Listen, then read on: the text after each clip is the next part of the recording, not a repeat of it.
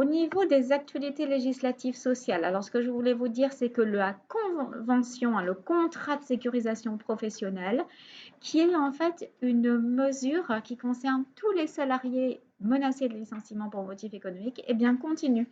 En fait, ça fait longtemps que je vous en ai pas parlé et ça fait longtemps qu'on n'en a pas fait. Hein, on en parlait mardi. Nous, au niveau du cabinet, on note quand même depuis 3 ans une très nette diminution des licenciements économiques. Donc ça, peut-être à notre niveau, signifie au moins que dans notre région, l'économie a l'air peut-être de se porter mieux.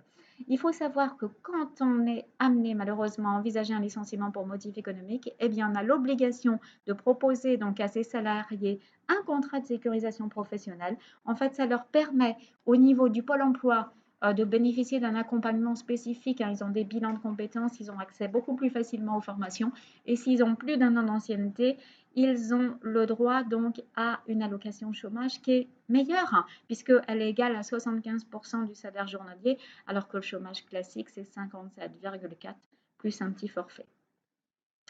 Les travailleurs handicapés, alors là ça reste encore un problème en France et c'est pour ça en fait que désormais tous les employeurs, quels que soient leurs effectifs, vont devoir déclarer leurs efforts en matière d'emploi de travailleurs handicapés.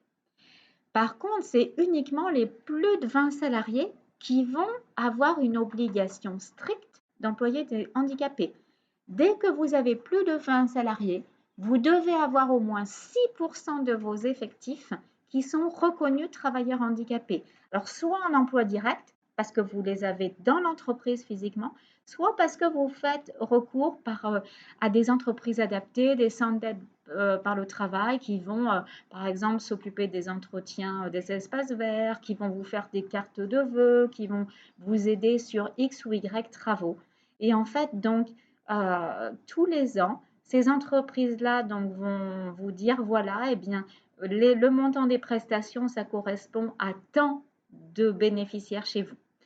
De la même façon, l'URSSAF va vous aider et vous dira, eh bien, votre effectif, il est calculé de temps, puisqu'en fait, grâce aux fameuses déclarations sociales nominatives, les DSN, eh bien, maintenant, l'URSSAF a parfaitement connaissance donc, de vos effectifs et elle aura l'obligation tous les ans de vous dire, voilà, votre effectif, il est de temps, par rapport à vos obligations d'emploi handicapées, ça donne ceci ou cela.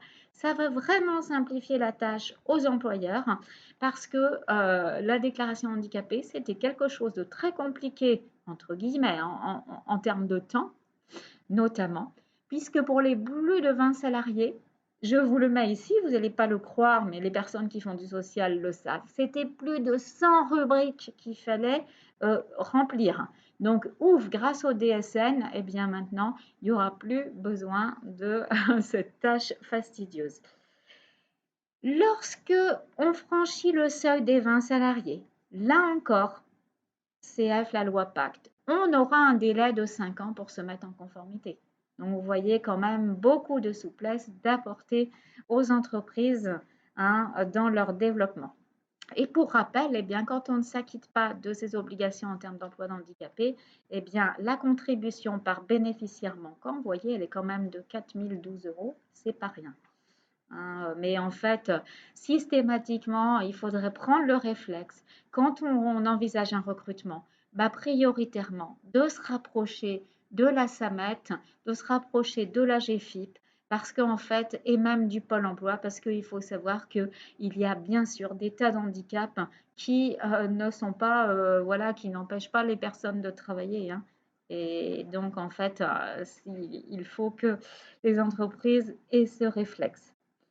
Un décret est venu en fait définitivement entériner ce qui se pratiquait déjà par les juridictions, en fait dans les tribunaux, eh bien, on avait plusieurs décisions en ce sens, à savoir que quand un employeur est condamné pour un licenciement nul ou sans cause réelle et sérieuse, eh bien, Pôle emploi est parfaitement fondé à demander à l'employeur de rembourser 6 mois d'allocation chômage, hein, puisque en fait, finalement, un salarié a été indûment licencié, Pôle emploi a dû quelque part indûment lui verser des allocations, eh bien, c'est l'employeur qui prendra en charge c'est 6 mois d'allocation.